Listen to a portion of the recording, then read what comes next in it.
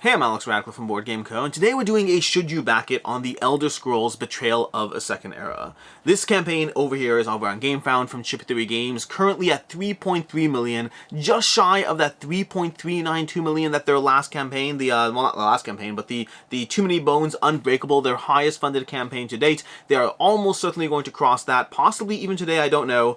But before we dive into this video, and timestamps and everything down below, but before we dive into this video, three large disclaimers. Number one, I work for GameFound. Take that into account as we go through this video. I'm Chief Marketing Officer of GameFound, so just take that into account, whatever biases that might create.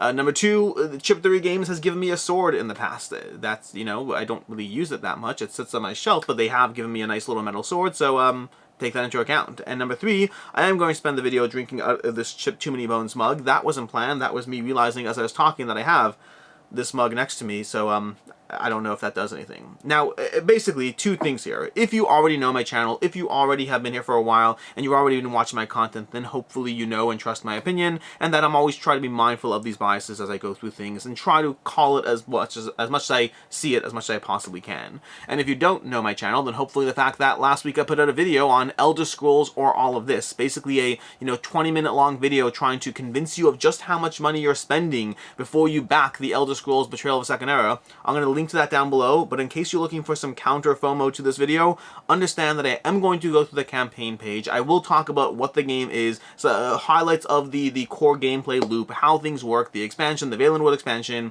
the various pledge levels. Does it make sense to back it? Does it make sense not to? Are you the right target audience? I'm going to go through all of that. But also, if you want a healthy dose of FOMO, you're looking at spending anywhere between $200 to $400 on this campaign, and that is a lot of games that you can get otherwise. So watch that video too, in case you want something to counter anything I say here. With that said, let's dive into this. The Elder Scrolls Betrayal of the Second Era, what is this game? Is it basically Too Many Bones 2.0? See the mug I have over here?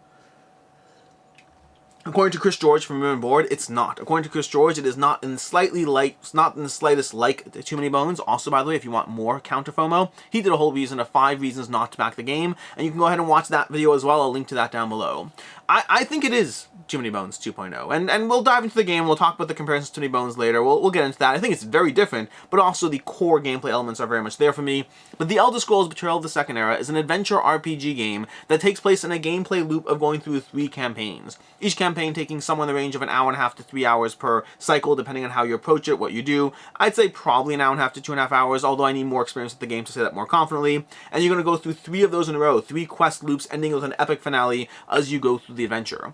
Along the way, you're going to be leveling up your characters heavily as you go through the game. The whole game is about that action RPG, dice building adventure game, in which you're going to be leveling up your stats, building out your character, whatever things you started with the game in, and we're going to get to the core gameplay loop shortly. You're just getting stronger and better as you go through it, but so are the enemies. You just unlocked a few new powers you can utilize in that next combat. Well, the enemies have more health and more abilities and are stronger, and so right now you need that extra amount. And so the game is leveling you up in progression with the world around you, with the enemies around you, as you figure out how to engage in the system in a way that's going to give you the best combination of abilities to get over that final hurdle, to win at the challenge, and it very much is a challenge. I have had the opportunity to play this game only once, keep that in mind, but I played through a little quest arc, so I've played this game for maybe 2.5 hours or so very much first impressions.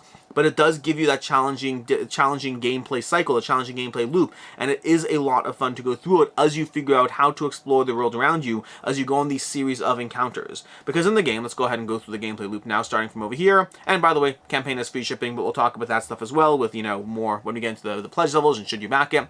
But as far as the core gameplay loops, let's go ahead and start over here with the race. You're going to start the game off by picking a race. This is going to be a race of your character. You can either be playing it multiple characters, be playing it solo, controlling multiple characters, or perhaps you're playing it with multiple people, or perhaps you're playing it solo, just controlling a single character. But how many characters are in the game, each person or each character you're working with, you're going to choose the race of that character. It's going to give them a small little adjustment or stat or buff or whatever it is. It's not going to be the most game-breaking aspect of the character.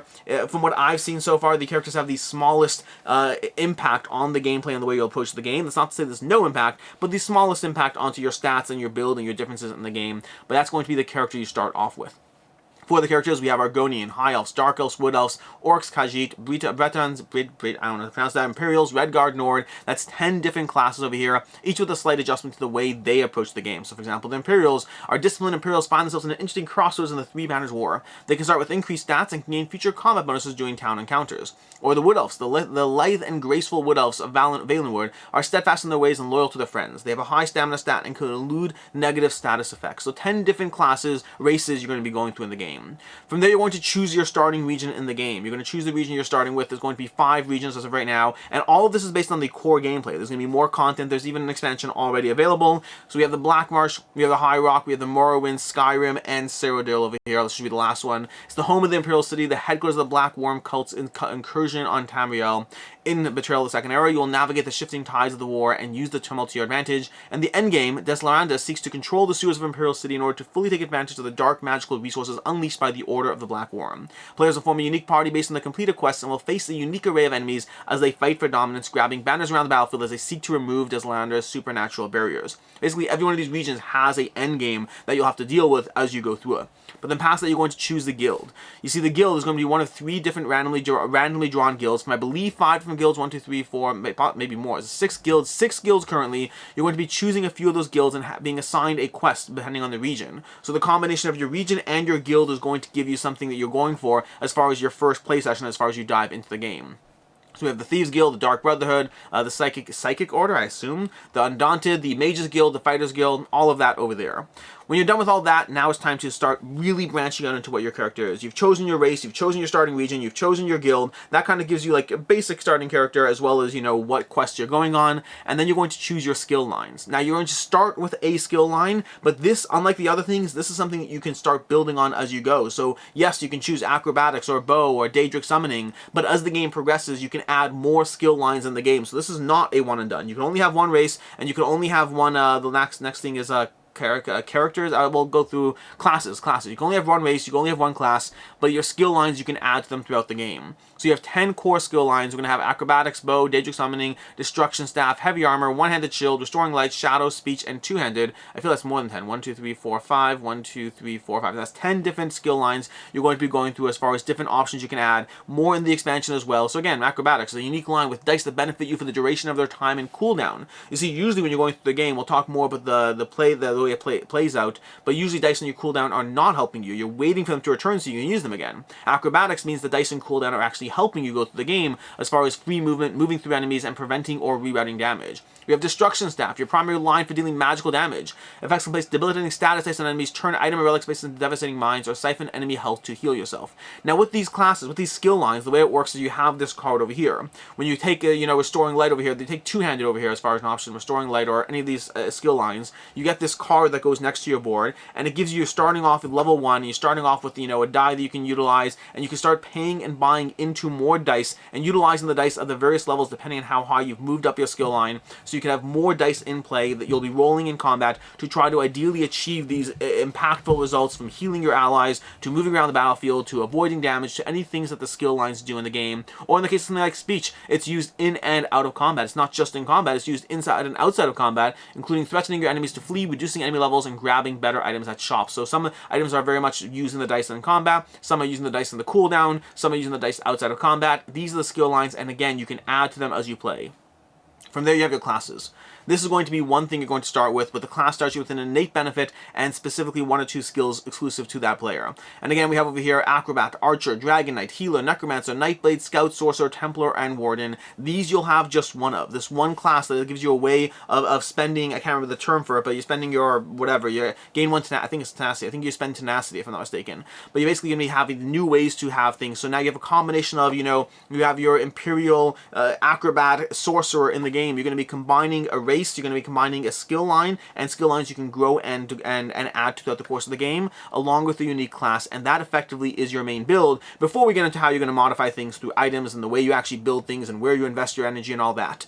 Because throughout the game, you're adding up your XP counter in the game. You're going to be increasing that as you go through journeys, which is going to increase the levels of your enemies, but also give you ways to spend XP to go ahead and add more dice or more stats. Sometimes they're dice and sometimes there's little stat lines to be able to add them to your board, and your player board has an interesting aspect to it in the sense sense that on your player board, they're competing elements. So as you add different skills, at a certain point, you have to start choosing skill lines that will weigh up against each other. So you're saying, okay, great, well, I want to increase my health, but I also want to add this skill here. And as I bump that up, it kind of creates a threshold. Because you're balancing these lines on the same rows, you have to pick and choose where something gets into. And as you hit a certain point, it's now limiting the growth of the other line, if that makes sense. So again, competing lines, 4 different rows you're working with. So you have to be very mindful of the balance of your mat and how much room you have to actually grow things and where and how you want to build your character. You're not locked in, don't get me wrong. You can expand into a line you already expanded, but then at that point you're wasting your resources because you committed XP to something that you're then getting rid of after paying for it. So you're trying to think through that as you build out your character mat.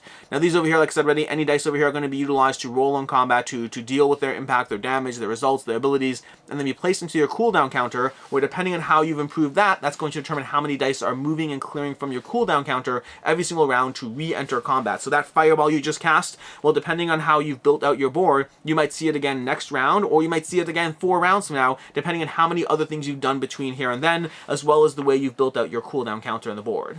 Speaking of which, you're going to have this element on the top of the board where you have 5 different ways you can try to engage in combat, different things you're trying to do. So you can switch between a melee attack and a ranged attack or a two-handed attack and all these things, but it's going to cost you. You have to be mindful as far as how often you're switching in the game and how it's going to affect your exhaustion and your cooldown counter in the game.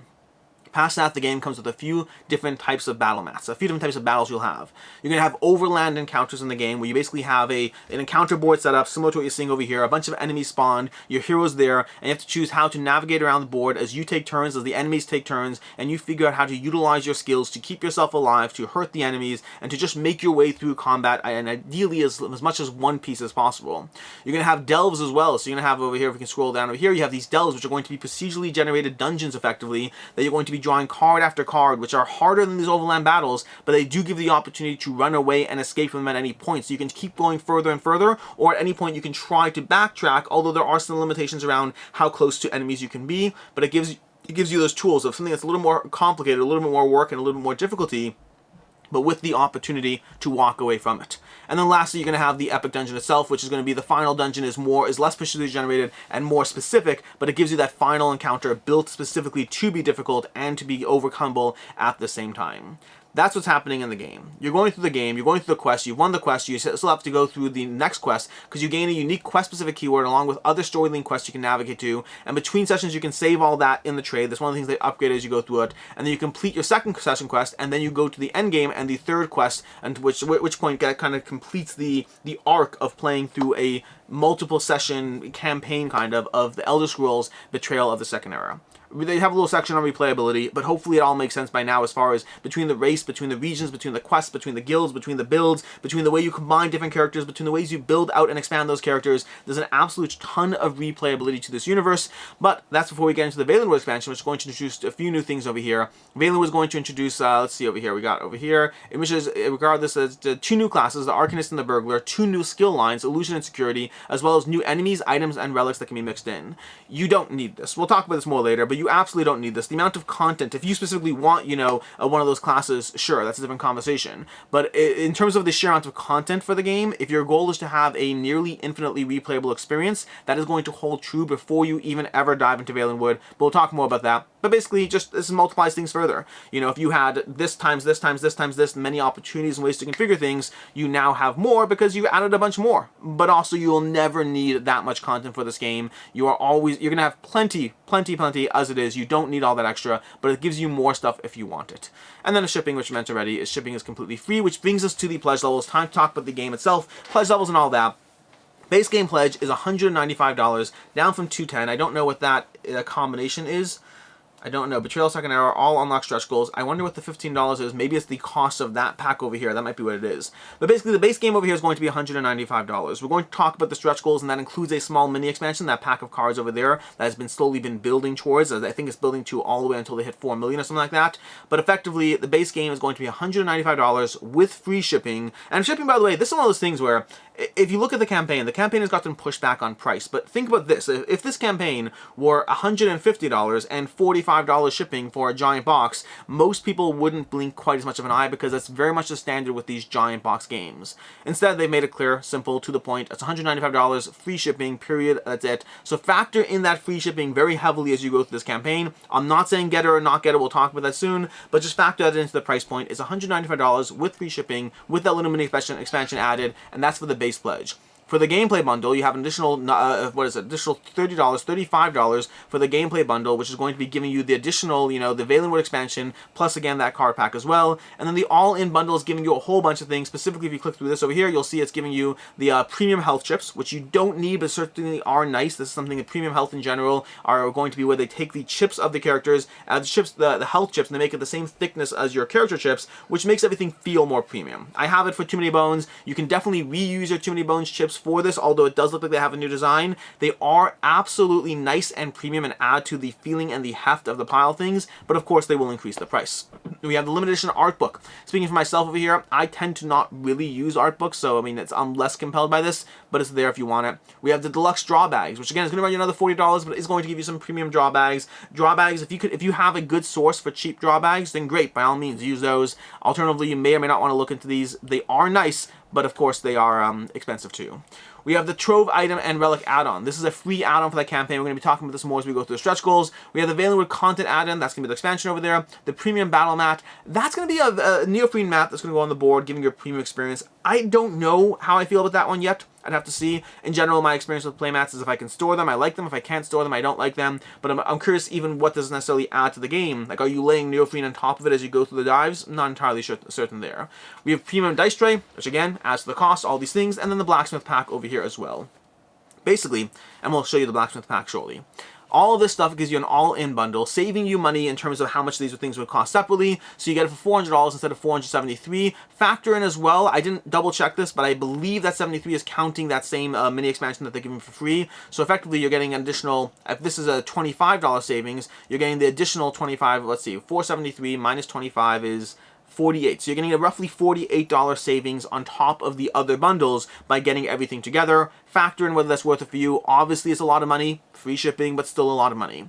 The expansions over here, the add-ons are going to give you the individual things broken out. So this is one of those things where if you were looking at getting, let's say, nearly everything, but you weren't interested in the dice bags, the draw bags, well then at that point you may as well just get it because you're saving that much money anyway. Versus if you weren't interested in the premium battle mat and the draw bags, but everything else, you have to make those decisions over here. I mean, the art book alone is going to run you $45, so you have to decide what to do. I think you can probably get away with a premium experience here that runs you around $300. If you're getting the, the bundle over here, the $230 gameplay bundle, and then throw in the premium health chips and let's say the draw bags, that's still going to run you $300, and you could avoid a dice tray, which you may have dozens of, and you could avoid all these extras over here. The blacksmith pack is nice, but also not essential, giving you little markers you can put into the board that are more premium, little meta markers, as well as this, I don't even know what this marker is. It's a first player markers as well. So nice things. I'd probably most recommend the health chips, but everything else I feel I could pass on everything else and be fine as far as this goes. As far as, should we do stretch goals first or should we do back? Let's do stretch goals first. Stretch goals first, because it's relevant because of the fact that they have the free expansion thrown in. For stretch goals, we have the following. We have, starting from the bottom, I'm not going to be reading out every single thing. I'll be calling out the general idea of what we see over here. They're adding enemies. They're adding quests. They're adding, reinforced thickness of the box. That's nice. I don't really know what it means because, I don't have the box. I don't see the before and after. We have new class added, the Bard. We have more treasure hunt over here for the Delve cards. More enemies, deluxe fight dice upgrades, deluxe fight fatigue dice upgrades, armed guards over here, spot varnish of the box, more enemies, more side quests, second set of character art. This is nice for the sake of variety, having more character art in the game so you can have a little bit more. It's just a visual nice thing. I appreciate having that. We have more Delve cards, more overland encounters, more side quests. Again, I'm just kind of jumping around over here. We have a marbled first player chip. Fun thing over there. We have this one, which I definitely want to highlight. This is the magnetic magnetic day counter. So rather than having your chips on a card that you have to kind of rotate, it's magnetically clipped over here, which you can also have the die over there. So it just gives you a much more premium, nice thing. I assume this can be utilized in Too Many Bones as well. So if you have that, you can kind of mix and match, and I assume, but I don't know for sure. But either way, certainly a nice little upgrade there.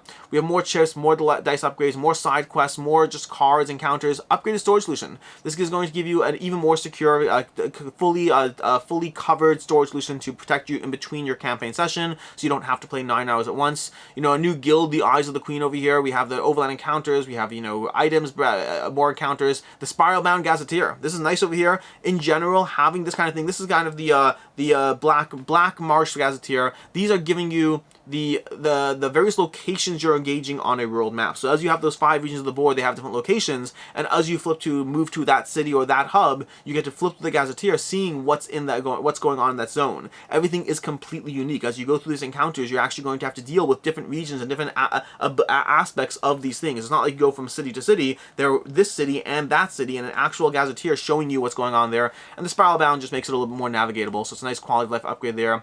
We have more classes, more side quests, more overland encounters. We have a new Valenwood Clash mat over here, more cards, another guild over here, the Circle of Champions, just more and more being added as far as this, and then we start this little free pack over here. This is the Thieves Trove, which is going to be a expansion that's being added to the game. Once they cross $3 million, they are adding this expansion that will be available later, so if you're worried about the FOMO aspect, the fear of missing out, this will be available to purchase later, but it will cost you extra money. The cost to be determined depending on what's added to it, but very similar to what they did in the Too Many Bones Unbreakable campaign. They're adding this in so that you're slowly adding cards to this expansion, and it's currently a free expansion for backing the campaign. I will note they say that this is 100% free if you are backing it doing the campaign itself. If you are waiting to late back in the late pledge or purchases down the road, two types of purchasing down the road. There's late pledge purchasing, and then there's retail purchasing. Retail purchasing will cost money. Doing the campaign will be free. If you're purchasing it doing the late pledge, they said they haven't decided yet. So that's a risk you'll have to take. I imagine they'll probably still give it for free, but until they confirm that, that's your gamble to make. So you have to make that decision. I would say if you know you're getting this game, you may as well go ahead and back it now. I will say if cost is a factor, GameFound does have stretch pay, where you can kind of basically stretch out your payment into multiple installments across time, and so that is something you can definitely look into to spread out the cost, because this is certainly not cheap. And again, we'll get into whether you should or shouldn't. We'll get up to whether you should or shouldn't in a minute. But as far as the Thieves Trove over here, these are more cards being added to the expansion based on how well the campaign is doing. Past that, we have a stat token upgrade for your stat tokens over there. These are going to be, sometimes you have dice in your tools, in your board. Sometimes you have little stat tokens that are being added. And then past that, more stuff, the items and relics being added more, so they're adding more and more. So they're adding enchantments this time. And then we have over here, we're going to add consumables. This is not yet unlocked. It's going to be unlocked at 3.75 million. They're unlocking consumables next. And then over here, we have the Spell Sword, we have the Watch over here, and then we have these last two.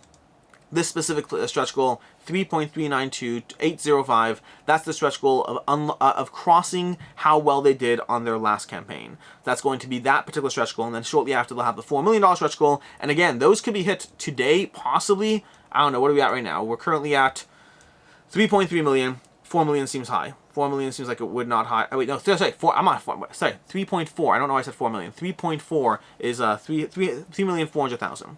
In any case, let's go ahead and have a conversation about should you back it, should you not, all of that stuff. Starting off with just the general pledge levels.